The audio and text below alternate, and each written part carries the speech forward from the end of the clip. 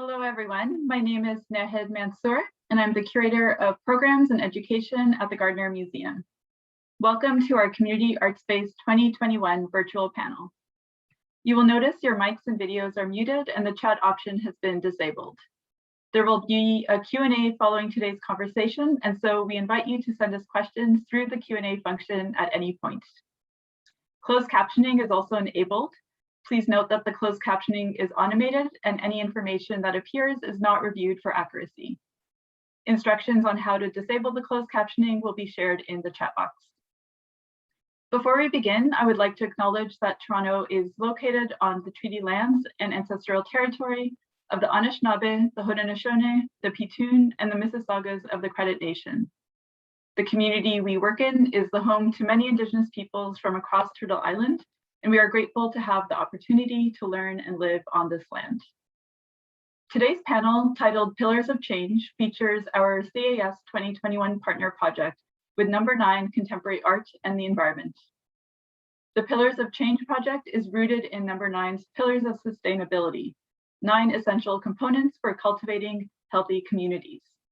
These include open green space, food security, civic engagement and leadership, green building design, alternative energy, public art and design, waste management, water management, and transportation. This project is part of ArtworxTO, Toronto's Year of Public Art of 2021 and 2022. Today's talk will be hosted by Sean Martindale, a local interdisciplinary artist and designer, as well as the director of No.9's Public Art program. Sean will be in conversation with 3 of the Pillars of Change artists, namely Kellen Hatanaka, Vivian Rosas, and Jiang. They will speak about their posters featured as part of Gardiner Museum's Gardiner Goes Outside initiative, as well as speaking about their practices more broadly. I will now turn off my video and mic and hand it over to Sean. Thank you, Nahed, and thank you to the whole Gardiner team for having us today. It's been a pleasure to work with you as partners on this project, and thank you for hosting our talk today as well. And thank you to our incredible artists that are joining us today, and to all of you who are taking the time to watch this today. I'll try to keep my introduction brief so that we have more time to speak with the artists, but I'd like to just quickly provide a bit more information about the Pillars of Change project. So Pillars is a multi-part initiative that raises awareness and encourages action on pressing environmental issues. The project was conceived during the pandemic to be a participatory public art project, and one that could be responsive to the evolving conditions of the pandemic, including social distancing and lockdown periods. The initiative is intended to amplify the work of both prominent and emerging artists, and also the work of the public. To start, we paired 9 amazing artists with No.9's Pillars of Sustainability, the 9 pillars that Nahed just listed. These artists include the 3 that we're fortunate enough to have with us for this talk today, Vivian, Brian, and Kellen, as well as their talented peers, Sab Maynard, Mango Peeler, Lie Akawa, and 3 more whose pieces we're looking forward to revealing in the coming weeks. As you'll see shortly, each artist has created artwork in 2 formats.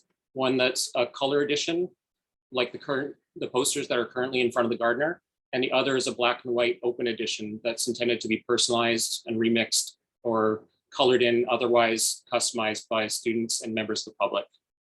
The black and white open editions can be found on the Pillars of Change website at pillarsofchange.art and are free to download and print at home. I should note that Brian and Vivian's pieces are the most recent ones to be revealed, and they're currently exclusively available at the Gardiner Museum until later this month, when they'll be also offered on the website for download. The Gardiner is offering free copies of the black and white prints during their morning programs at the museum. If you or anybody that you know is interested in customizing them, you can share your creations with us by working on one of the black and white editions or one of the blank templates that we provide. And you can then share those with us on the project website. As Nahed mentioned, Pillars of Change is a signature project for ArtworxTO, Toronto's Year of Public Art 2021-2022. And as part of this partnership, we're showcasing the work of not only the 9 Pillars of Change artists, but also public pieces that have been submitted to us online. We'll be working with schools in the region on this initiative, but the project is open to all ages, and we've already had some really great submissions from participants of many different levels of experience. And with ArtworxTO, we'll be presenting their artworks on large format digital billboards in prominent locations around the GTA, such as Yonge and Dundas Square. You can follow along with the project on the project website or also on the Instagram account at pillarsofchange.art. It's been really wonderful working with each of the amazing artists who've contributed to this project. And I'm really honored to be able to introduce Kellen, Brian, and Vivian to speak about their broader practices and the pieces that they've created. I know that they all have really busy schedules, so I just want to thank them one more time for taking the time today to speak with us. So first up, we have Kellen Hatanaka, who uses he, him pronouns. Kellen is a multidisciplinary artist from Toronto, currently working and living in Stratford, Ontario. His vibrant figurative work is centered around heritage, tradition, identity, and representation. He has exhibited in Canada and internationally and created many public works. In 2016, he was awarded the Governor General's Award along with John Eric Lapano for their book, Tokyo Digs a Garden.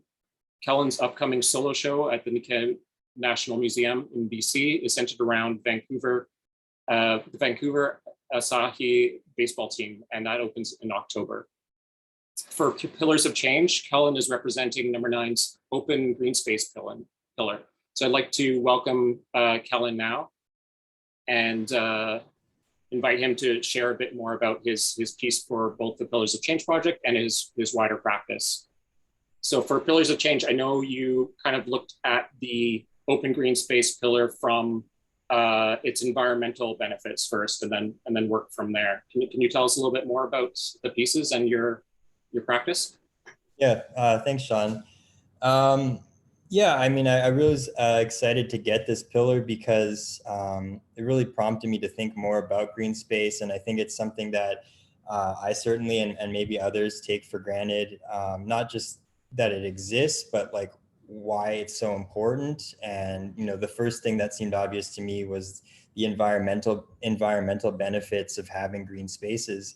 But from there, I wanted to think more about, you know, what are the other benefits and maybe what are some of the more important benefits for people in their communities. And I kind of came up with 2 different areas, one sort of individual benefits and one more communal, community-based benefits. And so, you know, thinking about what green space does for people, I remembered sort of some studies I had heard about, and there's certainly a lot more to learn, but, you know, basically it's sort of, you can't deny that the mental health benefits of green space for individuals, and there's certainly lots of data on, you know, just looking at green space changing your mood, especially for anxiety and depression. Then also, you know, even further into that, green exercise. So exercising within green space is actually significantly more beneficial than just running through the city. So, you know, I think understanding what the benefits are of these spaces is really important, because I do feel like they're things that we have to actively protect. And so that sort of is where the design of the piece came from. So I wanted to represent the city in a semi-abstract way and show kind of how the city and the green space interact with one another. So the outer border of this piece is meant to sort of represent the feeling of the city, the frequency, you know, that kind of anxious energy, which can be good or bad. It can be inspiring. It can also be overwhelming. And then the border within from that is more of the physicality of, you know, the city and the congested areas of the city, whether it's, you know, buildings being close together, traffic, the number of people that are around. And then, you know, I really wanted the green space to feel like that breath that you kind of take when you get into the spaces. And, you know, one thing I wanted to note about the design specifically is you'll notice that the border of the city is somewhat convex. And that's to kind of give you the impression that that border is maybe in tension and in constant flux and in many different ways. Is the city kind of encroaching on the green space, or is the green space pushing out and keeping the city at bay for people? So I thought that tension is really an important part of telling the story and helping people to understand why these spaces are so important. The figure within the piece is sort of representative of all of the things that you might be able to do within the space. It's not necessarily a person, but like an amalgamation of the things that you're able to do and what these spaces provide. And that kind of brings me to the second point, where it's talking about the community aspect, and having the space is what allows for things like, meeting up with people to play soccer, or have a barbecue meal that you can meet around. And in all cities, especially larger cities, not everyone has access to yard space, and some people have very small yard space, some have none at all. And so without these green spaces, you lose these opportunities for communal things. And that's another point that I kind of wanted to address as well, is the equity and the equal access of green space for all people, and that being so important. And this kind of a pillar isn't necessarily something that I would think really relates to my practice specifically as I started, but when I was reflecting on it further, and your mention of the Asahi show that I'm putting on in October, the team was only able to exist because there was a space, and actually wasn't really specifically like a full-on baseball diamond. It was a green space within, and it was the Powell Street grounds, and that was not only a place for the team to play and the community to come together around the team, which was a symbol of hope and equality, as the team played in an all-Caucasian league and was able to be quite successful, but it was also a community gathering space for cultural events and things like that. So I think, thinking about that story and seeing what that one space did, it was kind of one of the only bright spots for people in that community during a very difficult part of the Japanese Canadian history and experience. So those are the kinds of things that I wanted to really bring to this piece, and what I was thinking about as I designed it. That's great. And I know also for your black and white edition, you took out some of those central elements of your color piece of the figure and all the different activities to leave it more open for the public to fill in with their own activities, with their own uses of the park. Mm-hmm. And so I thought that was a nice way of treating the open edition. I think we have some images of your work from that centers around the Asahi team that you were mentioning. Maybe we can switch to the next image on that.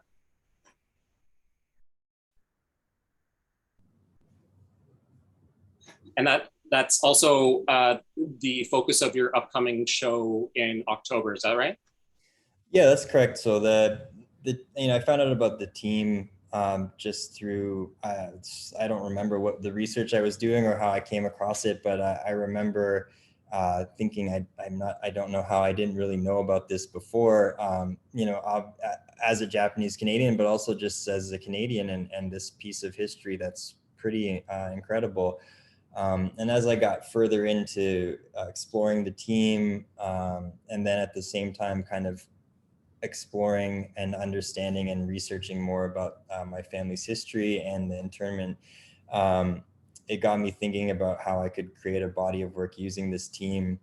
And it became apparent quite quickly that the team was a very powerful metaphor for the experience of the community. The team was active up until the forced removal. And so after that, the team was never able to reassemble. All the players were scattered into different camps. And then from there, obviously, they were not allowed to go back home. So they never really got to get back together. And the team itself, I think, is really special because, being Japanese Canadian, there's a distinction between Japanese culture and Japanese Canadian, and I'm really interested in, outside of this body of work, like, how does someone retain their cultural heritage while participating in a different culture, and how do those things create new traditions and new cultures and things like that. And the team was such an example of a Japanese Canadian thing, and baseball being a Western thing that has become very popular in Japan, but in the Japanese Canadian community, it became its own thing, and the players had to develop their own style of play based on their size disadvantage in a lot of cases. And so the team and their style of play and what they represented for the community really was a Japanese Canadian existence. And because they were able to win so many championships in their short period of time that they were active, they gave people the feeling that, they could become accepted and they could be respected within the broader community. So that's what really the main focus is on the team. And it is a metaphor to speak to these broader issues. Looks like we've lost our image with the next slide of your work there. I'm not sure. I think they're trying to just sort that out. Oh, there we go. Right. Okay. Yeah. So there's my first piece from the series that I'm sharing today, and I really was thinking a lot about the culture of fans and creating signage for games, and how that is its own kind of aesthetic, and it shows the importance of teams for the community. And so I started, to be honest, I was a little bit stuck at a point, and I was making these drawings and painting into them, and then I started cutting them out, and it led to this whole other exploration of using paper as the main medium for the whole show. Pasting pieces of it together, working on a pretty, budget material, and just using manila paper and finding ways to strengthen it and use it in a way that it's not meant to be used. And I think, that became part of how I was speaking to the resiliency of the community, and kind of the idea that when you're in a new country, you have to make do with what you have, because things that you're used to having aren't around, but also because resources are scarce too. So that's really the idea behind the aesthetic choices in these pieces. And if you're able to see the whole body of work, there will be a consistent theme of using the same sheet size of paper and collaging them into these larger substrates to work on. So yeah, that's that. We could go to the next slide as well, moving along. It's a similar thing as well. Again, you can kind of make out where the sheets end, and I really just enjoyed this idea of sort of like a quilting a tapestry kind of thing, and making something out of very humble materials. And again, in this piece in particular, the crowd, it's sort of trying to be a little bit ambiguous as to, are people just very excited, or are these hostile people, and really trying to get to the heart of what it must have been like to play somewhere where many people would make you feel like you didn't belong. So that's a pretty big part of what this work is about. That's great. Yeah, I can't wait to see the rest of the series. I really like how you've tied that really fascinating history with your material choices as well. That was something I was going to ask you about as well, was your choice of media in general. I know all of our artists today actually are multidisciplinary, using different tools, and you used a more digital process with the Pillars project, but then you also do these works that are more paint or collage material based. Mm-hmm. How do you usually decide on what media to use for your particular projects? With this one, it sounds like it was really tied to the history of the subject matter. Mm-hmm. Yeah, I think it depends on the project and what is what is the goal of the work. I'm kind of in between two points in my career now, where I started out being much more in an illustration world, and using the computer just because that's what I felt comfortable doing, and I felt like that was the best aesthetic for what I was trying to accomplish. With the Pillars project in particular, it's maybe not always the nicest reason, but it did come down to what would be easiest for the application. And it is important. You want the work to show the best that it can, however it needs to be done. And so I know that we were changing formats, and then the black and white version as well, being able to make it in a way that people could really interact with it. And I felt that if I had painted it and just switched it to black and white, we may lose detail, or it would be really difficult to paint into or draw into, especially like if you only have crayons or something like that, or markers. Are they going to be able to hold and go over those textures that are already there? So I think that was definitely a concern for this. And, you know, for this particular body of work, it has more symbolism and meaning behind the choice. So it really just depends on what I'm working on, and what the result is, or what the goal for the result is anyways. And you know, in terms of illustration work now, I'll have people request both. So sometimes it has to do with the aesthetic of the project too. So Right. different things to consider, but generally for personal work, it's usually got a little bit more of a you know, rationale, I would say. Yeah.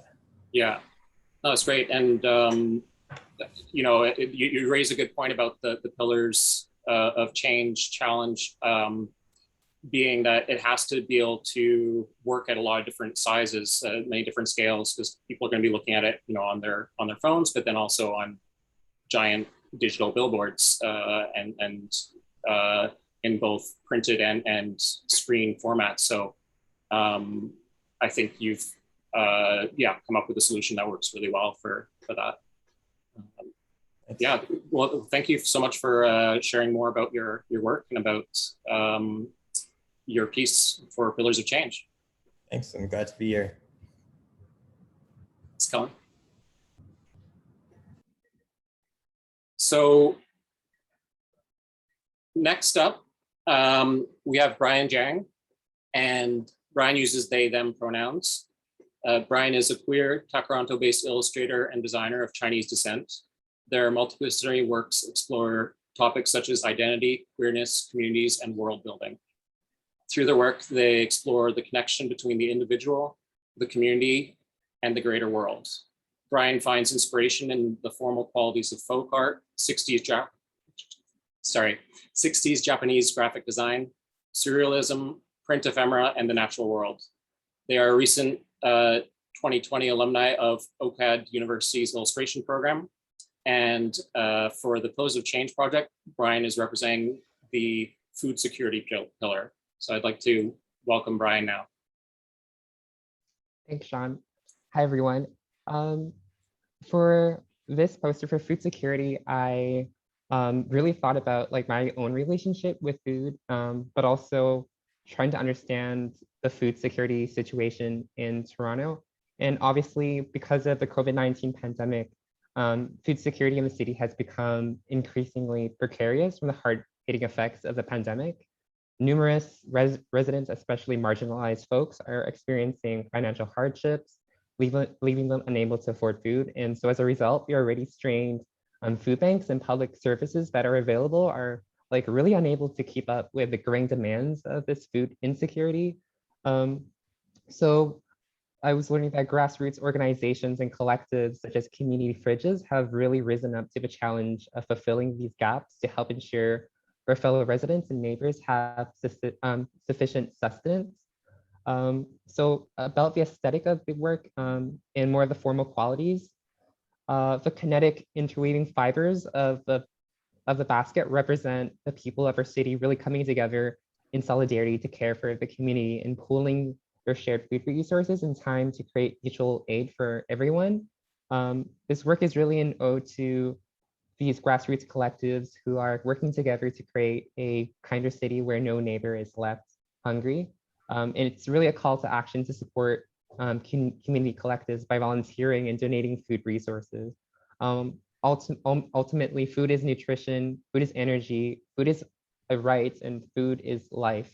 Food really is what sustains us and is a necessity for everyone. So more about the work itself. I try to use produce as the main food represented because of, so it fits into the color scheme. I wanted depict something that's very vibrant to relate to the uplifting message I was trying to convey through the poster. Yeah, that's a bit about the work. Great. Thank you. Yeah, I think it works really well because you know, the piece could, I guess, be seen as either coming together or coming apart. But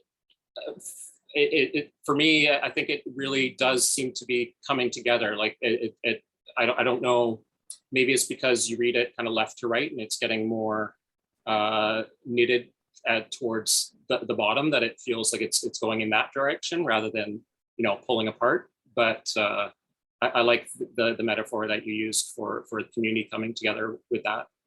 Can you tell us a little bit more about your broader practice?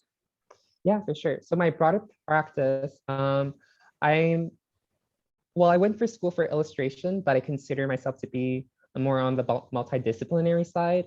I try to blend both fine art and illustration together. So I tend to work, I prefer to work analog, but with how fast-paced illustration can be, I tend to gravitate towards working digitally for most client work. But yeah, my work is really the work I try to create is usually community oriented and speaks to how like our own identities relate to the greater, broader scope of the community. That's great. And I know that you did some work for Pride this year. Yeah. Oh, should I talk a bit about the image on the screen right now? Yeah, actually, sorry. Let's. Sorry, I'm getting ahead of myself here. No worries. So this is an illustration for Justice Trans. We're doing an upcoming research study, a Canada-wide one for people who identify as trans, two-spirited, or non-binary. Through this research study, we're trying to identify ways to improve quality of life for trans folks and how to better provide legal resources for them. And through this image, which will be used in our upcoming poster for call for participants, I was really thinking of like the known trans iconography and symbols and how to transform them into new ways of representation. So I was trying to think about how trans futures would look like, and through that, using a color scheme and using these known images in a new way that kind of speak to a sci-fi genre, which is really popular among trans and queer folks, because sci-fi is a really like liberating genre that really allows people to imagine what their lives could be and what futures could look like. So blending all these influences together, I created this image, which ultimately speaks back to how the community is coming together to uplift one another. That's great. And when is that poster going to be released then? I believe really soon. I think probably the latest end of this week. Okay. That's good. I guess we can all keep an eye out for those coming up soon then. Should we switch to the next slide then? Yeah, for sure. This was the piece that you did for Pride Toronto. Yeah, that's correct. So this piece is, yeah, for Pride Toronto. I was really fortunate and really lucky to be one of the commissioned artists to be working on Pride Toronto's project. For this piece, just to provide a bit of context, Pride Toronto asked the artists to create works that speak to queer history in Toronto, or queer landmarks, or queer icons. And for me, I really wanted to speak about the intersections of being queer and Asian within Toronto. And this is one of two pieces. The first piece, which is which I kind of see as a prequel to this piece, spoke about past, and I did research about the queer history of Asians within Toronto and learning about the organization called Gay Agents of Toronto, which was a community group that really aimed to provide aid to people in the 80s who were queer and Asian by providing like more culturally relevant resources. And this piece speaks to queer Asian futures and what that would look like in Toronto. And I was really inspired by the people who go to and take part of New Ho Queen, which is a collective based in Toronto. And they still do, but now because of the pandemic, they haven't been able to host in-person events anymore. But I think, yeah, I was really inspired by the vibrancy of the community and how unapologetic people are at these parties, and how it's such a wonderful safe space for people, especially queer Asians, to just be who they are and yeah, take part in something so wonderful. That's great. I see that the earring is a lantern as well. Yes, great catch. I like that detail.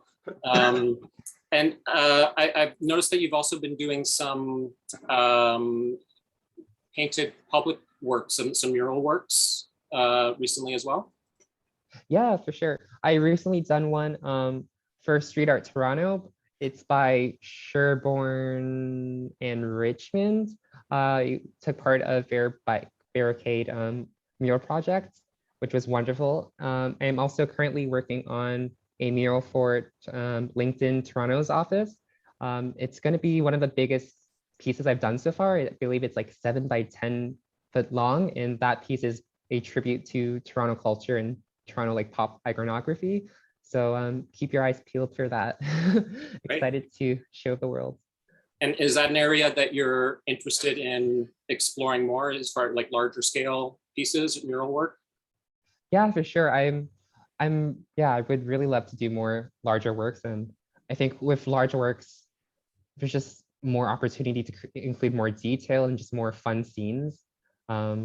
Especially in my practice, I love drawing figures and people interacting with each other. So larger scale works is a great way of doing that, incorporating more of those things I like to paint and draw. That's great. Well, look forward to seeing those out in the world as well.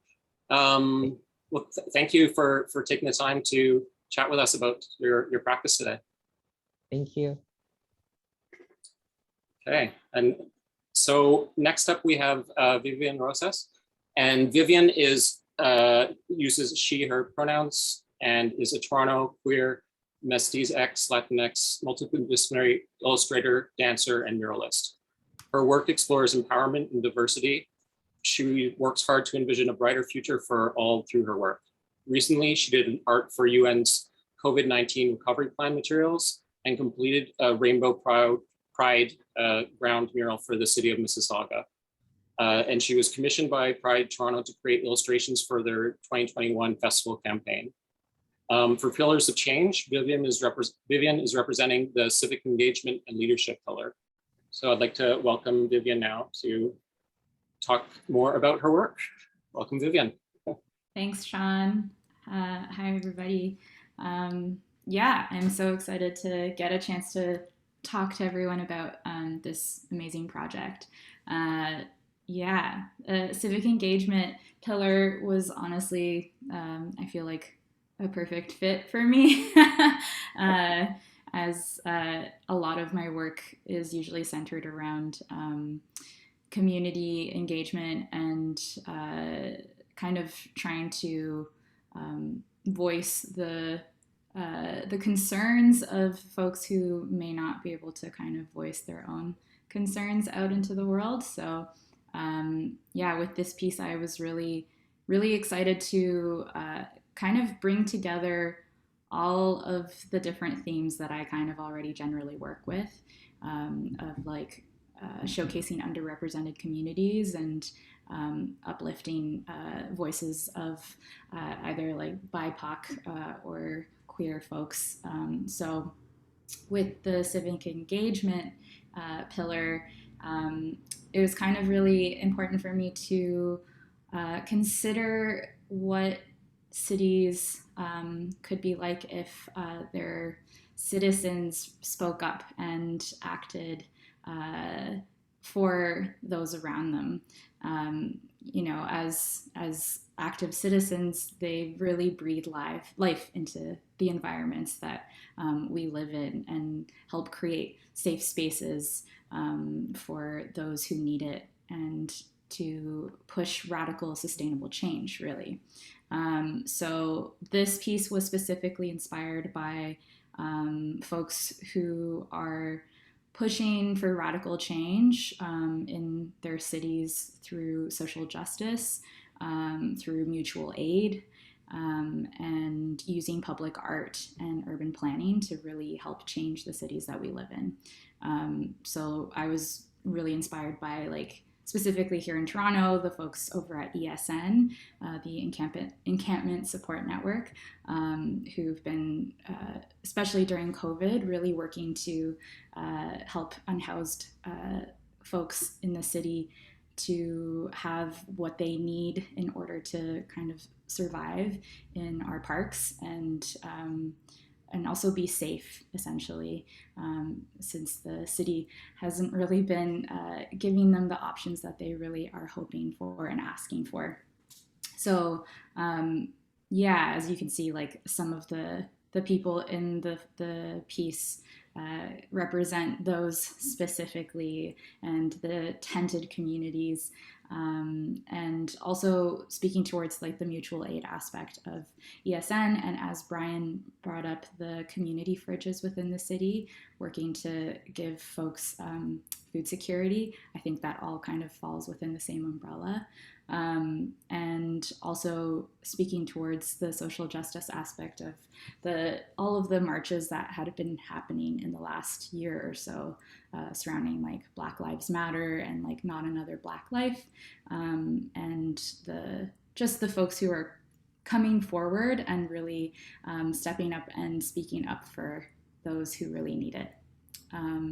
So yeah, that's, like, the main stuff. And of course, as a public artist as well, like, I do mural work as well.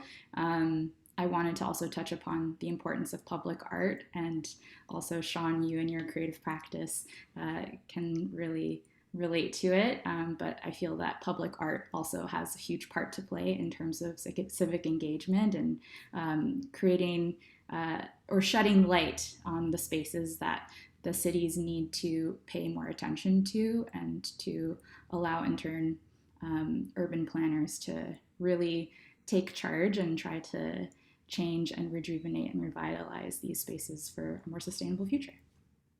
That's great. No, I think you've been really successful in incorporating all those different elements into a cohesive piece. And one of the other things that I think is really great about it is, you know, and it's true actually of everybody today, but, you know, you're talking about these serious issues, you know, of, like, encampment, evictions, social justice issues.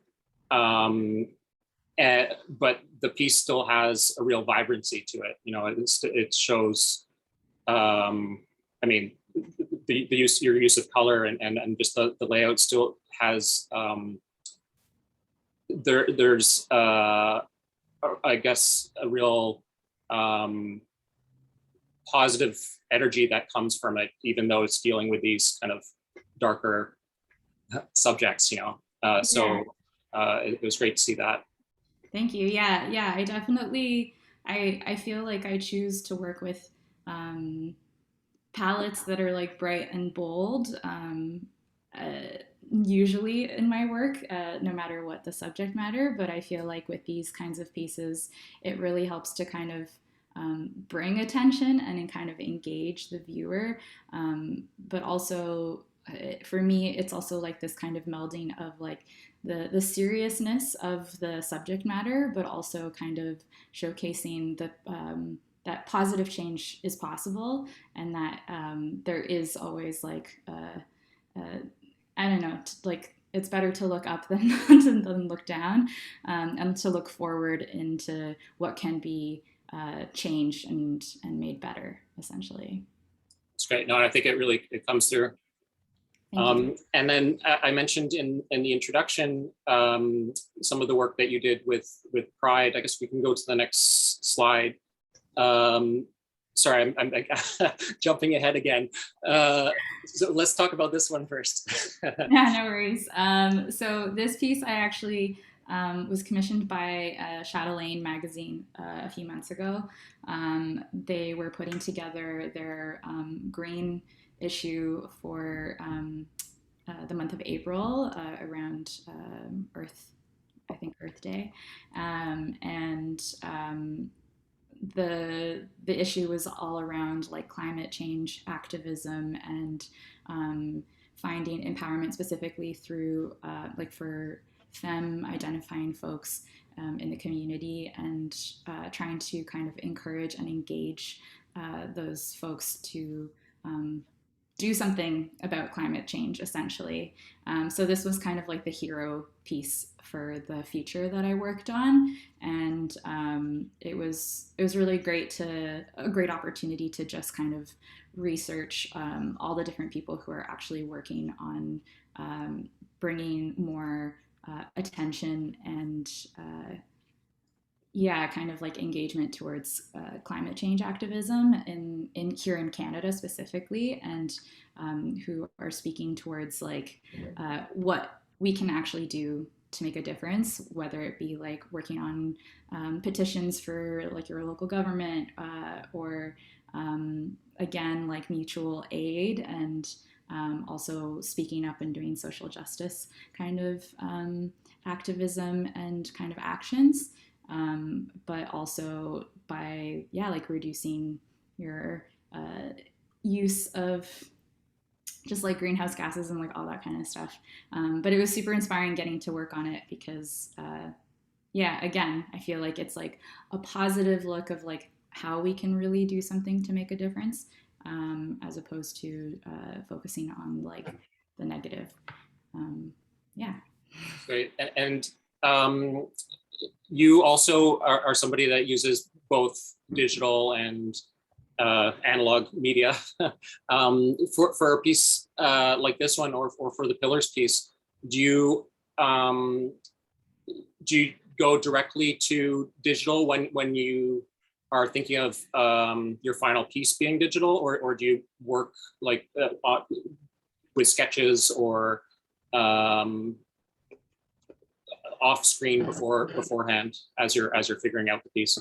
Yeah, so I actually primarily work digitally. I think as well. I also went to school for illustration, so for me, starting off as like a commercial illustrator really kind of set me on the path of like the what I can do in the shortest timeline kind of process. So I've been working primarily digitally for the last few years. But I usually work analog when I'm working in my public artwork. And I am currently trying to work more within like the analog and kind of move back to that kind of process of work. But for something like this, I usually, I do my sketches and finals and everything digitally, just because it does tend to make things a lot faster. But I do really appreciate the opportunities when I get them to work on pieces that are bigger, and like public art pieces and even just like murals and stuff. It's nice to kind of just like get a chance to work on a bigger canvas. Right. So actually that might be a good cue to switch to the next slide then of one of your public art pieces.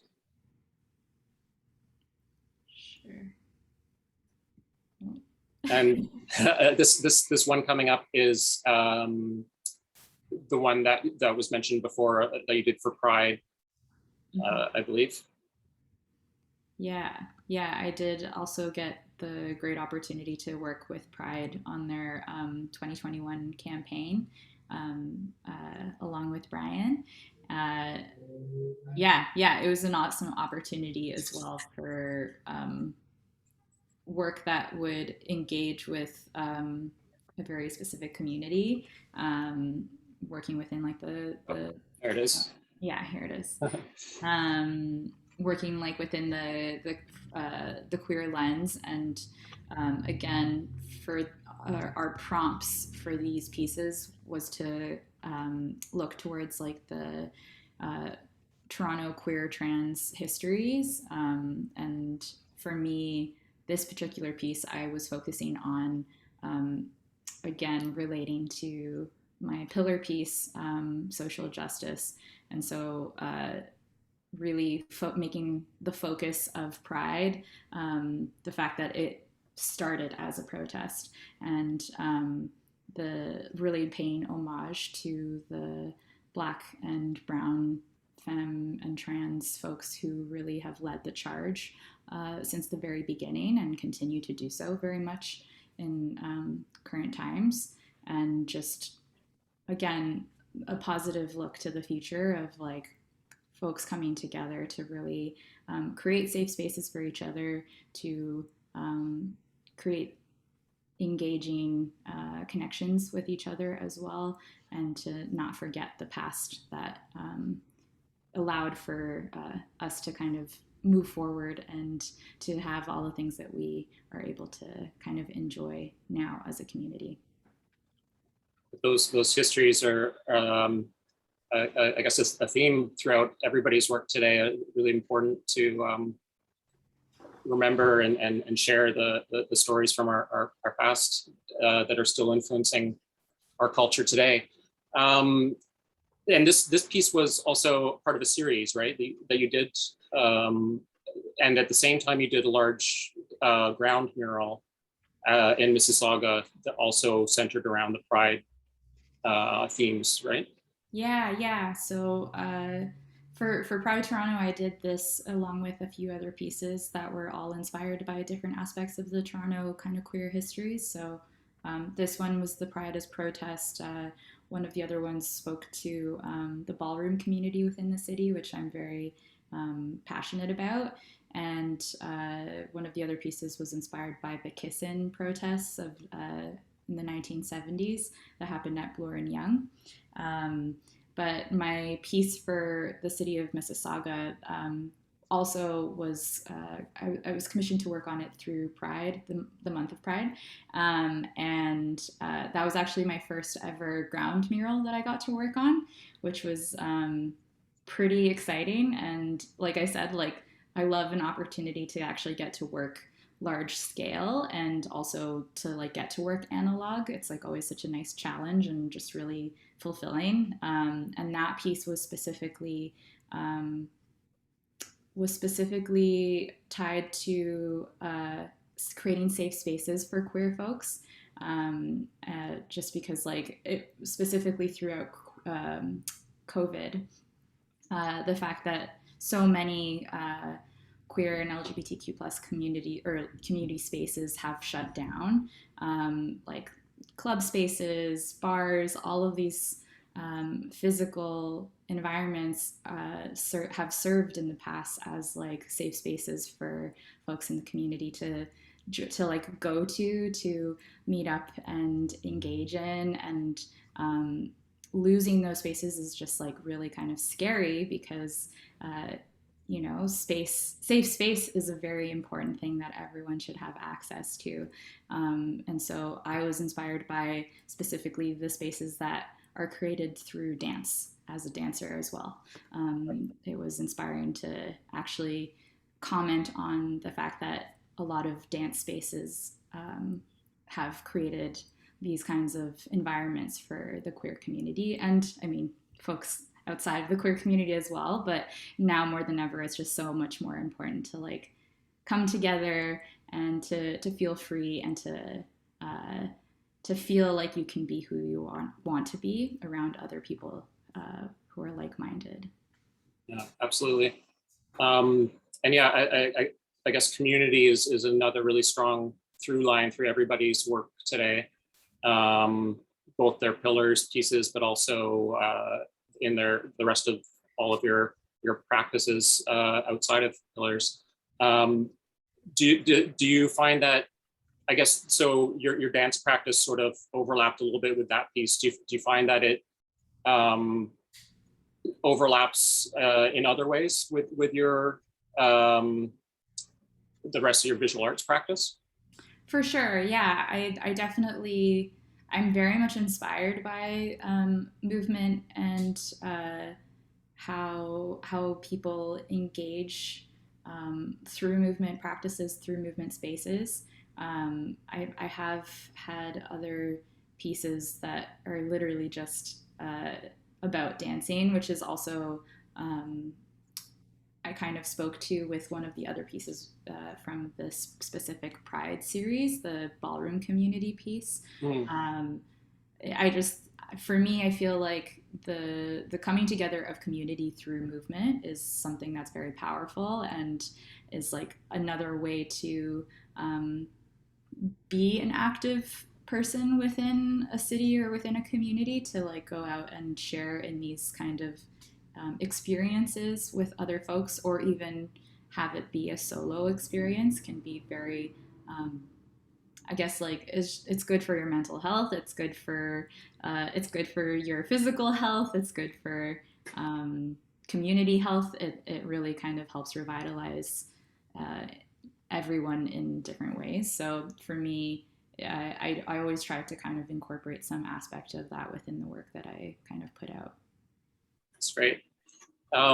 Well, yeah, thank you so much for taking the time to share more about your practice and your piece with us today. I guess now I would like to just open it up in general for questions. If anybody who's been watching has questions, or even the other artists, if you have questions for each other, I'd like to open that up. But while we're just getting that all ready to go, I just wanted to recommend that everybody take the time to check out the rest of the work from these artists. Their practices are really amazing, and they're multidisciplinary. So, you know, we definitely aren't able to cover everything that they do in this short format.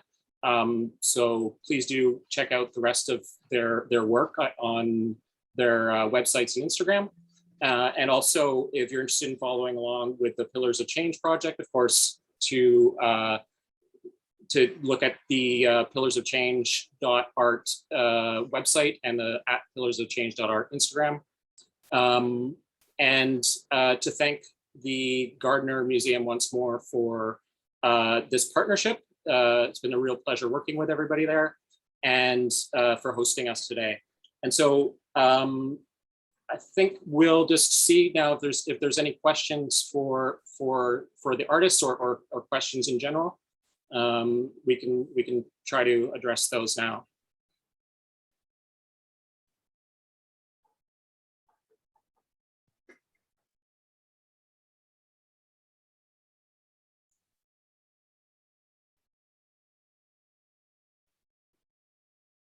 Okay, well, I can start it off maybe. This would be a question for any of the artists that are interested in answering. Did you find the challenge of doing both a color and a related black and white piece to be difficult, or something? What was that a challenge for you, or perhaps something that you had already done before?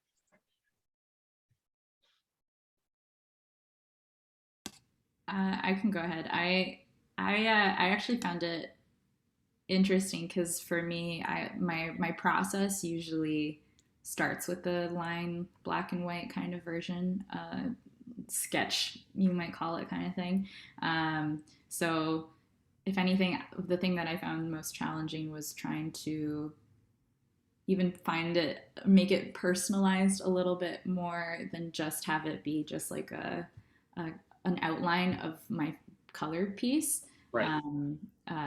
Which I ended up, I think, just doing just the outline, because I started adding in like texture and like black or like shading and stuff to some of the aspects, and I was like, I want people to be able to do whatever they want to it. So I kind of ended up dialing it back down because I thought it would encourage more of the remix kind of interactive quality to it. And I think it works. There's a lot of, fun little areas that people can get into coloring with your piece. Yeah, thanks. Brian or Kellen? Oh, yeah, I can definitely speak about the process of like creating a black and white version. I guess it was more of a fun challenge because for me, my sketches tend to be very loose most of the time, so that there's opportunity for like improvisation and for happy accidents to occur, which is a big part of my process of experimentation. I'm just letting things be. But in this case, it was trying to find a balance between that, especially for the black and white version. It was a balance of creating like clean lines based upon the colored version, but also how to like kind of relate back to it by incorporating like the textures that I utilize in the color piece. So finding like a middle point between like negative space that's open enough for people to engage with it, but also trying to relate back to the original piece as well. That's great. Yeah, no, I think you did find a good balance in the end between the shading and open space. Thank you. Yeah, for mine, it's kind of working backwards for me because I don't usually like to do sketches that are outlines, even when I'm painting too. Like I need almost like the collage is sort of a more comfortable zone for me. And so I usually just draw these big shapes in color and start with, just arbitrary color to separate things out so I can see where they are, and I move them around. So that creating the outline was like going backwards and trying to just, again, being digital is pretty easy to just flip them to outline. I'm being honest, I can say that my files are often pretty messy too, and those shapes could have like 50 shapes in them. So there's a bit of cleaning up to do in that, but yeah, it was a fun thing to think about. I think it's part of problem solving in the project, knowing that was something that had to be there. So yeah, it was a fun challenge. Well, I think you all did an excellent job with it, and those have been already shared. The Gardiner is putting them out with part of their morning programming. So they've said that they've already had people there using them, and if anybody who is watching this is interested in checking it out, they can go to the Gardiner and find those. And then later this month, all three of the artworks will be available on our website. Currently, Kellen's is up there with the four first artists that we released, but Brian and Vivian's pieces are more recent ones. So those are exclusively at the Gardiner until later in the month. And we also have a blank one for anybody who wants to just create their own piece. Well, it looks like we're coming up to the time here, and I know that we've got a hard cutoff for some of you, so I don't want to go over. But yeah, it's been a real honor to be able to work with you on this project, and a pleasure to talk with you today. Yeah, apologies for any stumbling around. I'm not used to hosting this kind of thing, let alone on Zoom. So I hope everybody got something out of it, and thank you for taking the time to share your great work with us. Thanks for having us.